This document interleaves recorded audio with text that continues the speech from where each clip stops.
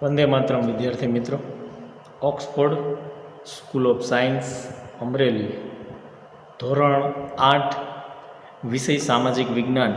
આજે આપણે પ્રકરણ નંબર 2 ભારતમાં બ્રિટિશ શાસન અને કે ભારતની અંદર આ બ્રિટિશ શાસનનો સમયગાળો શું હતો, તો કે ઈસવીસન 1757થી ઈસવીસન 1857 આ જે સમયગાળો છે, આ સમયગાળા દરમિયાન ભારતની અંદર બ્રિટિશ જે શાસકો હતા, જે અંગ્રેજો હતા, અહીંયા આપણે બ્રિટિશ શબ્દ છે એ અંગ્રેજો માટેનો છે, એટલે જ્યારે બ્રિટિશ શબ્દ આવે એટલે તમારે અંગ્રેજો એવું સમજવાનું.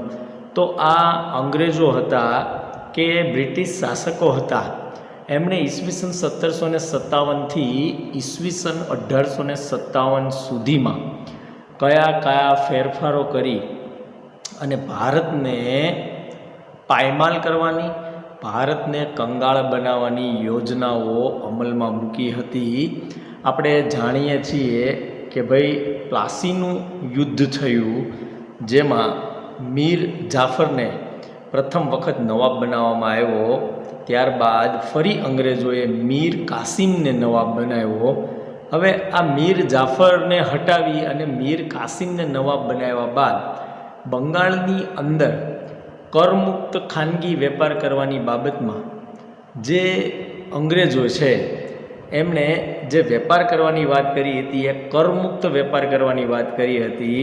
જ્યારે મીર કાસિમ જે નવાબ હતો એને આ વાતનો પ્રોબ્લેમ હતો, સમસ્યા હતી, એટલે અંગ્રેજોને તેની સામે વાકું પડવું પડ્યું. કોની સામે? તો કે મીર કાસિમની સામે. શા માટે? તો કે બંગાળની અંદર વેપાર કરવાનો, પણ કેવો કરવાનો? કરમુક્ત વેપાર કરવાનો, જે મીર કાસિમને માન્ય નહોતું.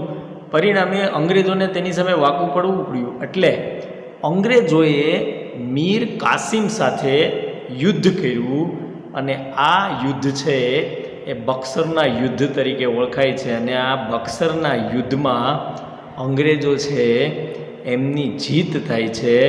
ત્યારબાદ જે ક્લાઇવ હતો એમણે અવધના જે નવાબ હતા અને મુઘલ બાદશાહ જે હતા શાહ આલમ બીજા, તો આ જે ક્લાઇવ એટલે કે રોબર્ટ ક્લાઇવ હતા, એમણે અવધના જે નવાબ હતા અને મુઘલ બાદશાહ હતા એમની સાથે એમને સંધિ કરી.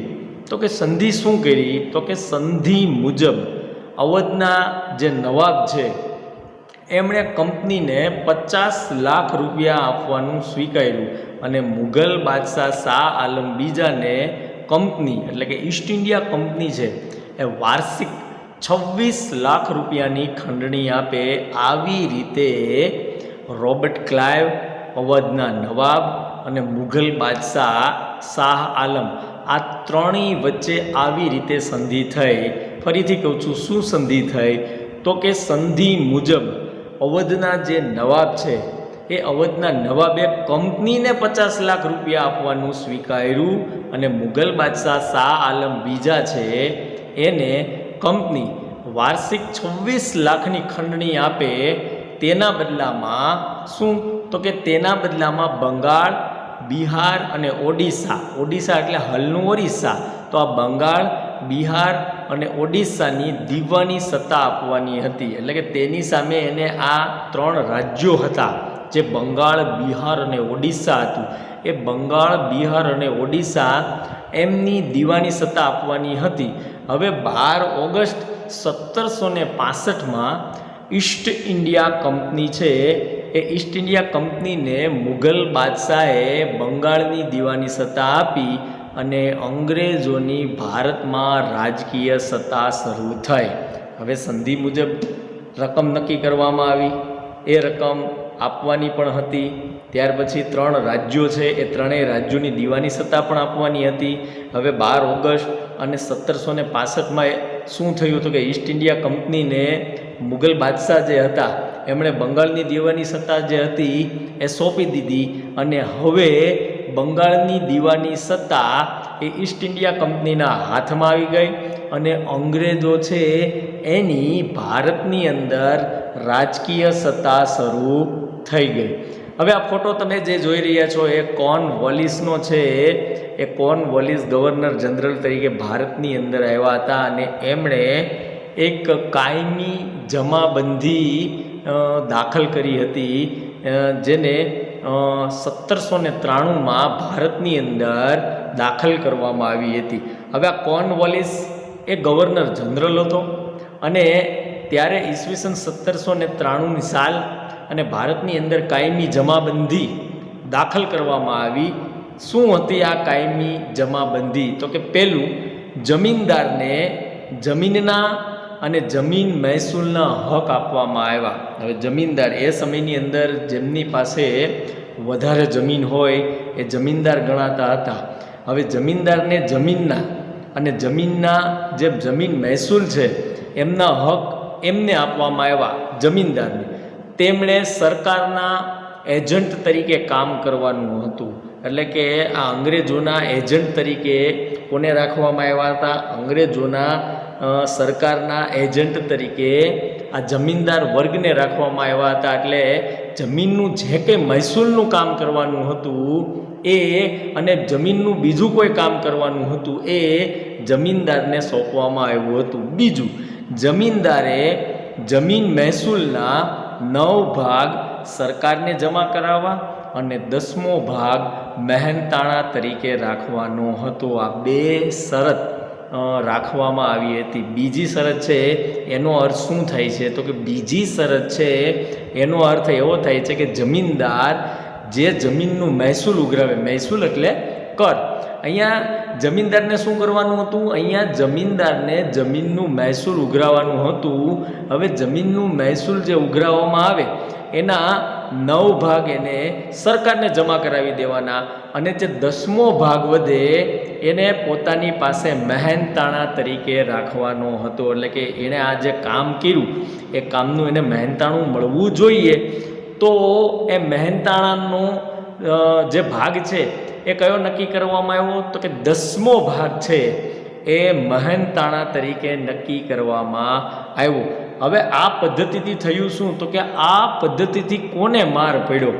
અહીંયા જમીનદારને કોઈ માર પડતો નથી, કારણ કે જમીનદાર છે એ તો એજન્ટ છે, એ તો સરકારનો માણસ છે, એને તો ખાલી મહેસૂલ ઉઘરાવવાનું છે અને જે મહેસૂલ ઉઘરાવવામાં આવ્યું છે એનો 9 ભાગ છે એ 9 ભાગ એને સરકારને આપી દેવાના છે અને 10મો ભાગ છે એ પોતાને પાસે મહેનતાણા સ્વરૂપે રાખવાનો છે. હવે આ પદ્ધતિમાં મર્યું કોણ? તો કે આ કાયમી જમાબંધી જે દાખલ કરવામાં આવી એમાં ખેડૂતો જે નાના નાના હતા એ ખેડૂતોનું શોષણ થવા લાગ્યું, કારણ કે તેને નિશ્ચિત કરેલું મહેસૂલ જમીનદારને આપવું પડતું. હવે ઘણીવાર એવું થતું હોય છે કે ભાઈ આ ખેતરની અંદર જે પાક છે એ ઉગે અને ન પણ ઉગે, કારણ કે ખેતરની અંદર જે પાક છે એ વરસાદ આધારિત હોય છે. હવે ઘણીવાર વરસ સારું પણ થાય, ઘણીવાર વરસ નબળું પણ થાય. તેમ છતાં વરસ સારું થાય તોય ભલે, વરસ ખરાબ જાય તોય ભલે, પાક સમૃદ્ધ બને તોય ભલે ને પાક નિષ્ફળ જાય તોય ભલે, જે મહેસૂલ નક્કી કરવામાં આવ્યું છે એ મહેસૂલ ફરજિયાત જમીનદારને આપવું પડતું. એટલે આ કાયમી જમાબંધીથી ભારતના ખેડૂતોને ફટકો પડ્યો. ભારતના ખેડૂત જે હતા એમનું શોષણ થવા લાગ્યું. જમીનદાર તેના ઉપર જુલ્મ કરીને, તેના ઉપર ગમે તેવા એક્શન લઈને એ મહેસૂલ વસૂલ કરતો હતો. આ જમીનદાર છે એ આપણા ભારતીયો જ હતા. હવે એ ગમે એવા જુલમ કરે ખેડૂત માથે, એને જે મહેસૂલ લેવાનું થતું હતું એ મહેસૂલ એ વસૂલ કરતો. જમીનદારે દર વર્ષે નિશ્ચિત કરાર મુજબની રકમ સરકારમાં જમા કરાવવી પડતી, કારણ કે જમીનદાર માથે પણ બોજો હતો, કારણ કે સરકાર એની પાસેથી પણ ઉઘરાણી કરતી હતી. એટલે જમીનદાર છે એ દર વર્ષે જે સરકાર સાથે એને કરાર થયા છે એ કરાર મુજબની રકમ એને સરકારમાં ફરજિયાત જમા કરાવવી પડતી. તેમ છતાં કાયમી જમાબંધી જમીનદારોની તરફદારી કરતી હતી. એટલે કે આમાં તરફદારી કોની થતી હતી? જમીનદારોની થતી હતી. જોકે શરૂઆતની અંદર જમીનદારોએ થોડું સહન કરીને નક્કી કર્યા મુજબનું મહેસૂલ આપવું પડતું. જે મહેસૂલ ના ભરી શક્યા તેમની જમીન જપ્ત થઈ, પણ પાછળથી જમીનદારો જમીન ખરીદવા લાગ્યા. હવે ઘણી વખત એવું પણ બનતું હતું કે શરૂઆતમાં જમીનદારોએ જે થોડું ઘણું પણ સરકારનું સહન કર્યું અને સરકાર સાથે એમને જે નક્કી કરેલા મુજબનું મહેસૂલ છે એ મહેસૂલ પોતે સહન કરીને પણ આપી દેતા. હવે જે મહેસૂલ ના ભરી શક્યા એમની જમીન જપ્ત કરી લેવામાં આવતી અને પાછળથી જમીનદારો છે એ જમીન ખરીદવા લાગ્યા. સરકારને ખેડૂતના વિકાસમાં જરા પણ રસ ન હતો. ખેડૂતોનું શોષણ થાય, ખેડૂતો બરબાદ થઈ જાય, ખેડૂતો કંગાળ થઈ જાય, તો અંગ્રેજો કે સરકારને તેના પ્રત્યે કોઈ પણ પ્રકારની રુચિ ન હતી, તેના પ્રત્યે કોઈ પણ પ્રકારનો રસ ન હતો.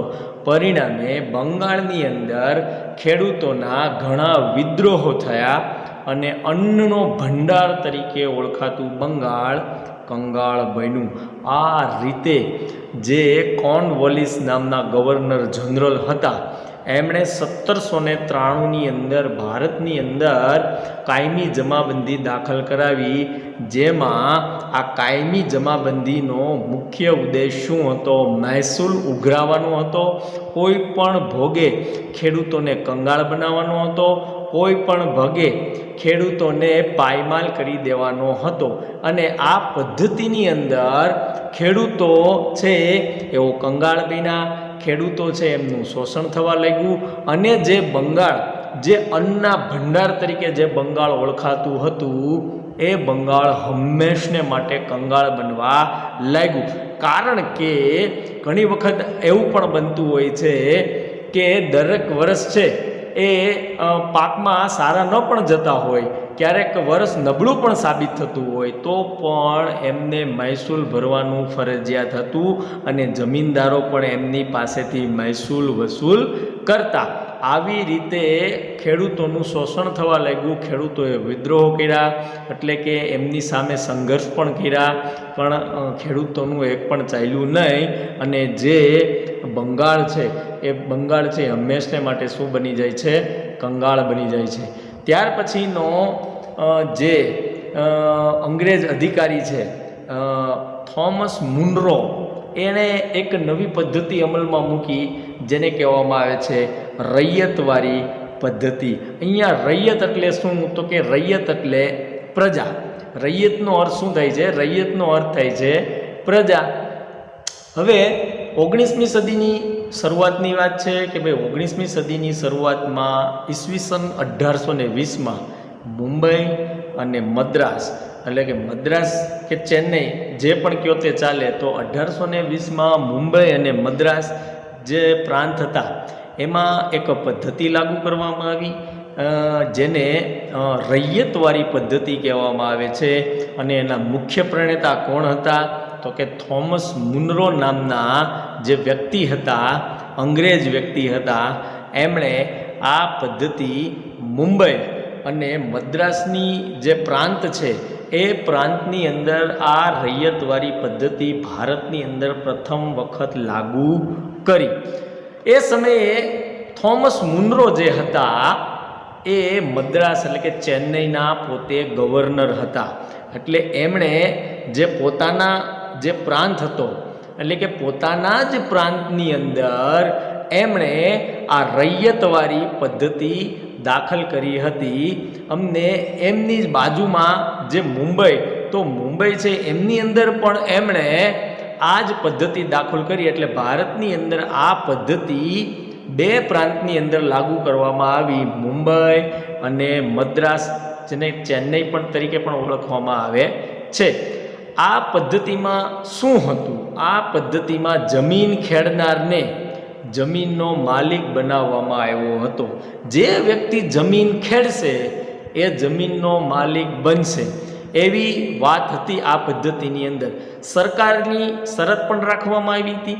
સરકારની શરત મુજબ ખેડૂતે જમીન મહેસૂલ ચૂકવવાનું હતું.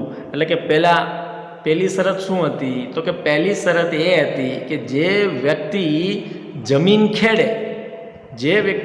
ખેડે એને જમીનનો માલિક બનાવી દેવાનો. અને બીજું શરત શું હતી? તો કે ખેડૂતે જે જમીન ખેડી એમાં જે પાક ઉગ્યો એ જમીનનું મહેસૂલ પણ ચૂકવવાનું હતું. આ પ્રથાથી જમીનની માલિકી હકનો કોઈ ફાયદો થતો ન હતો. એટલે કે આ પદ્ધતિ અમલમાં તો આવી, પણ આ પદ્ધતિથી એક ગેરફાયદો શું થયો? તો કે આ પદ્ધતિથી એક ગેરફાયદો એ થયો કે જે જમીનના માલિક હતા એમની માલિકીનો હક રહ્યો નહીં. કારણ કે જે વ્યક્તિ જમીન ખેડે એ જ જમીનનો માલિક. દાખલા તરીકે મારી જમીન હોય પણ હું જમીન ન ખેડું તો મારી જમીનનો હક રહેતો નથી. મારી જમીન ઉપર બીજો કોઈ જમીન ખેડે તો મારી જમીનનો એ માલિક બની જાય. એટલે અહીંયા એક ગેરફાયદો પણ થતો હતો કે જમીનની માલિકીનો હક જે હતો એનો ફાયદો જતો રહેતો હતો. તેના કારણો આ મુજબ હતા. જમીનનું વધારે પડતું મહેસૂલ. સરકાર ઈચ્છે ત્યારે જમીન મહેસૂલમાં વધારો કરવાનો હક ધરાવતી હતી. કોઈ પણ સ્થિતિમાં અનાજ પાકે કે ન પાકે અથવા અનાજ નાશ પામે તો પણ રૈયતે તો પણ પ્રજાએ જમીન મહેસૂલ તો આપવું જ પડતું. એટલે આ પદ્ધતિથી પણ જે જમીનના માલિકો હતા અને જે પ્રજા હતી, ખેડૂતો હતા, એમનું અહીંયા પણ શોષણ થવા લાગ્યું. તેઓ અહીંયા પણ કંગાળ બનવા લાગ્યા. તો આ થોમસ મુનરો હતા એ જ રૈયતવારી પદ્ધતિના પ્રણેતા હતા. તો તમે જોયું કે 1757થી 1857 સુધી આવી પદ્ધતિઓ અંગ્રેજોએ દાખલ કરી અને ભારતને પાયમાલ બનાવ્યું, ભારતને કંગાળ બનાવ્યું, ભારતના ખેડૂતોનું શોષણ થવા લાગ્યું. હવે વિચાર તો કરો તમે કે ભાઈ એના કારણો કેવા હતા. આપણે એના કારણો વાંચીએ ત્યાં જ આપણને ખબર પડી જાય કે જમીનનું વધારે પણ મહેસૂલ ભરવું પડતું. સરકાર ઈચ્છે ત્યારે જમીન મહેસૂલમાં વધારો પણ કરી શકતો હતો. બીજું, કોઈ પણ સ્થિતિમાં અનાજ પાકે કે અનાજ નાશ પામે તો પણ રૈયતે જમીનનું મહેસૂલ તો આપવું જ પડતું. તો આ પદ્ધતિની અંદર ખેડૂતોનું શોષણ થઈ રહ્યું છે. આ પદ્ધતિની અંદર પણ ખેડૂતો કંગાળ બની રહ્યા છે. ત્રીજી છે માલવારી પદ્ધતિ. માલવારી પદ્ધતિનો અમલ ઉત્તર અને પશ્ચિમ પ્રાંત અને મધ્ય ભારતના કેટલાક પ્રદેશોમાં થયો હતો. વિદ્યાર્થી મિત્રો, અહીંયા તમારે યાદ રાખવાનું છે કે આ જે અંગ્રેજો હતા, બ્રિટિશરો હતા, એમણે કઈ કઈ જગ્યાએ આ પદ્ધતિઓ દાખલ કરી હતી એ તમારે ખાસ યાદ રાખવાનું છે. દાખલા તરીકે રૈયતવારી પદ્ધતિ હતી તો એમણે મુંબઈની અંદર અને મદ્રાસ કે ચેન્નઈની અંદર એમણે આ પદ્ધતિ દાખલ કરી હતી. જ્યારે આ ત્રીજી પદ્ધતિ છે એ મહાલવારી પદ્ધતિ છે અને એનો અમલ ઉત્તર પશ્ચિમ પ્રાંત અને મધ્ય ભારતના કેટલાક પ્રદેશોમાં આ પદ્ધતિનો અમલ થયો હતો. વોલ્ટ મેકેન્ઝી નામના અંગ્રેજ અધિકારીએ ઈસવીસન 1822માં આ મહાલવારી પદ્ધતિ દાખલ કરેલી હતી. આ નામ પણ યાદ રાખવાના છે. જેવી રીતે કે રૈયતવારી પદ્ધતિ છે એ થોમસ મુનરો નામના જે અંગ્રેજ અધિકારી હતા, જેઓ ચેન્નઈ કે મદ્રાસના ગવર્નર હતા, એમણે આ રૈયતવારી પદ્ધતિ દાખલ કરી હતી.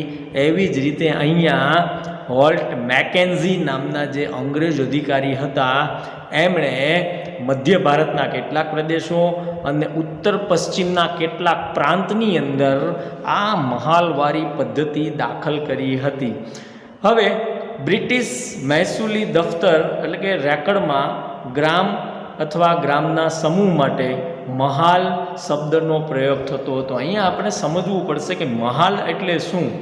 તો કે જે બ્રિટિશરો હતા એમની જે કરવેરાનો જે રેકોર્ડ હતો, એટલે કે જે કર ઉઘરાવવાનો જે એમનો દફતર હતું, એમને રેકર્ડ કહેવામાં આવે છે. એમાં ગ્રામ શબ્દનો ઉપયોગ થતો હતો અથવા તો ગ્રામના સમૂહ માટે મહાલ શબ્દનો પ્રયોગ થતો હતો. એટલે કે એ લોકો ગામને અથવા ગામનો જે સમૂહ છે એના માટે મહાલ શબ્દનો ઉપયોગ કરતા હતા. એટલે મહાલનું જે મુખ્ય એકમ છે એ ગ્રામ છે અથવા ગ્રામનો સમૂહ હતો. એટલે કે જે મહાલનું એકમ છે એ ગામ તરીકે ઓળખાય છે અથવા તો ગામના સમૂહ તરીકે ઓળખાય છે. ટૂંકમાં મહાલ એટલે ગામ અથવા ગામનો સમૂહ, જેને તેઓ મહાલવારી કહેવામાં આવતા હતા, જેને માટે તેઓ મહાલ શબ્દ વાપરતા હતા. હવે આ પ્રથા મુજબ શું હતું? આ પ્રથા અનુસાર મહેસૂલનું એકમ ખેડૂતનું ખેતર નહીં પણ સમગ્ર ગામ કે ગામની જમીનના સમૂહનો સમાવેશ થતો હતો. એટલે કે અહીંયા મહેસૂલનું એકમ જે છે એ એક ખેડૂતનું જે ખેતર છે એ ખેતર નહીં પણ સમગ્ર ગામ, એટલે કે આખું ગામ અને આખા ગામની જમીનનો જે સમૂહ છે એનો સમાવેશ થતો હતો. ને અહીંયા એણે થોડોક વધારો કર્યો. આ પદ્ધતિમાં ગામનું સર્વેક્ષણ કરી ખેતર અથવા ખેતરોના ઉત્પાદનની આવક વગેરે ધ્યાને લઈ અને જમીન મહેસૂલ નક્કી કરવામાં આવતો. એટલે કે આખા ગામની જમીન છે એ આખા ગામની જમીનનું સર્વેક્ષણ કરવામાં આવે કરી, એટલે કે આખા ગામની જે ખેતર છે એમનું અને એ ખેતરની અંદર જે ઉત્પાદન થયા છે ને એ ઉત્પાદનની આવક કેટલી થઈ છે વગેરેનું સર્વેક્ષણ કરવામાં આવે, વગેરેને ધ્યાનમાં લેવામાં આવે અને ત્યારબાદ આ પદ્ધતિ અનુસાર જમીન મહેસૂલ નક્કી કરવામાં આવતું હતું. આથી આ પદ્ધતિ મહાલવારી પદ્ધતિ તરીકે ઓળખાય. ટૂંકમાં મહાલ એટલે ગામ અથવા ગામનો સમૂહ. આ ગામ અથવા ગામના સમૂહ માટે મહાલ શબ્દનો ઉપયોગ કરવામાં આવ્યો. અને આમાં આ પ્રથા અનુસાર તમારે એક જ વાત યાદ રાખવાની છે કે કોઈ ખેડૂતનું ખેતર નહીં, માત્ર ને માત્ર સમગ્ર ગામ અને ગામના જમીનનો જે સમૂહ છે એ આખા ગામના જમીનનો સમૂહને ધ્યાનમાં લેવામાં આવતો હતો. અને આ પદ્ધતિની અંદર આખા ગામનું જે સર્વેક્ષણ કરવામાં આવે, આખા ગામના ખેતરોનું સર્વેક્ષણ કરવામાં આવે, આ ખેતરોની અંદર ઉત્પાદન કેટલું થયું છે, આ ખેતરોના ઉત્પાદનની આવક કેટલી છે, આ બધા જ મુદ્દાઓને ધ્યાનમાં લઈ અને જે જમીન મહેસૂલ નક્કી કરવામાં આવ્યું એને મહાલવારી પદ્ધતિ કહેવામાં આવે છે. જે જમીન મહેસૂલ વસૂલ કરવાની જવાબદારી કોને સોંપવામાં આવી હતી? તો કે આ આખા ગામની જમીનનું અને આખા ગામના જમીનનો જે સમૂહ છે એનું જે મહેસૂલ છે એ વસૂલ કરવાની જવાબદારી ગામના મુખીને સોંપવામાં આવતી. અત્યારે ગામની અંદર આપણા અત્યારે ગામડા છે, ગામડાની અંદર સરપંચ છે, એ વખતે ગામડાનો જે મુખ્ય માણસ હોય, જે આગેવાન હોય એને મુખી કહેવામાં આવતો. તો આ મહાલવારી પદ્ધતિની અંદર જે હોલ્ટ મેકેન્ઝી નામના અંગ્રેજ અધિકારી છે એમણે હોશિયારીપૂર્વક આ કામ છે એ કામની એટલે કે મહેસૂલ વસૂલ કરવાની જવાબદારી છે એ ગામના મુખીને જ સોંપી દીધી. અંગ્રેજોએ પરંપરાથી ચાલી આવતી જમીન વ્યવસ્થામાં મૂળભૂત ફેરફારો કર્યા. પરિણામે ભારતીય ગામોની સ્થિરતા, સ્વાયત્તતા અને સાતત્ય છિન્ન ભિન્ન થયા. એટલે કે અહીંયા પણ જે ભારતના ગામડાઓની સ્થિરતા હતી એ નાશ પામી અને જે પરંપરાથી આપણી જે રૂઢિ ચાલી આવતી હતી એ રૂઢિ પણ છિન્ન ભિન્ન થઈ અને અહીંયા પણ ભારતના જે પ્રાંત હતા એ પ્રાંતના જે ગામડાઓ હતા એ ગામડાઓ કંગાળ બન્યા. એ ગામડાઓ છે એની અંદર એમના જે ખેડૂતો છે એ ખેડૂતોના જે જમીનના સમૂહ છે એ બરબાદ થયા. અને આ રીતે આવી પદ્ધતિઓ દાખલ કરીને અંગ્રેજો છે એ ધીમે ધીમે ભારતને કંગાળ તરફ લઈ ગયા અને સમગ્ર ભારત છે એ પોતાના હુકુમતમાં લઈ લીધું. તો વિદ્યાર્થી મિત્રો, હવે છે ખેતીની સ્થિતિ એ આપણે નેક્સ્ટ વિડીયોની અંદર જોવાના છીએ. પણ આપણે ટૂંકમાં થોડીવાર પાછું વાત કરીએ કે પ્રકરણ નંબર 2 ભારતમાં બ્રિટિશ શાસન. તો આપણે આ પ્રકરણની અંદર ઈસવીસન 1757થી ઈસવીસન 1857ની અંદર કેવી પદ્ધતિઓ અમલમાં આવી અને કયા ગવર્નરો ભારતની અંદર આવ્યા, કયા અંગ્રેજ અધિકારીઓ આવ્યા અને એમણે ભારતની અંદર જે ખેડૂતો છે એ ખેડૂતોને કંગાળ બનાવ્યા, એમનું શોષણ કર્યું, એમના ઉપર જમીન મહેસૂલ નાખ્યું અને એ જમીન મહેસૂલ વધારે પડતું નાખતા કોઈ પણ સ્થિતિમાં મહેસૂલ આપવું પડતું. કદાચ પાક સફળ થાય, કદાચ પાક નિષ્ફળ જાય તો પણ એમને મહેસૂલ ભરવું પડતું. આ રીતે આવી પદ્ધતિઓ અપનાવીને અંગ્રેજોએ સમગ્ર ભારતની અંદર પોતાની હુકુમત જમાવી હતી અને ભારતના ખેડૂતો બરબાદ થયા હતા. હવે જ્યારે આપણે નેક્સ્ટ વિડીયોની અંદર મળીશું ત્યારે આપણે ખેતીની કેવી સ્થિતિ હતી અંગ્રેજો વખતે, કે જ્યારે આ સમયગાળો હતો કે 1757થી 1857નો જે સમયગાળો હતો એમાં અંગ્રેજો છે ખેડૂતો છે એમની સ્થિતિ કેવી હતી, એટલે કે ખેતીની સ્થિતિ પણ કેવી હતી, એ મુદ્દાની વાત હવે આપણે નેક્સ્ટ વિડીયોની અંદર કરવાના છીએ.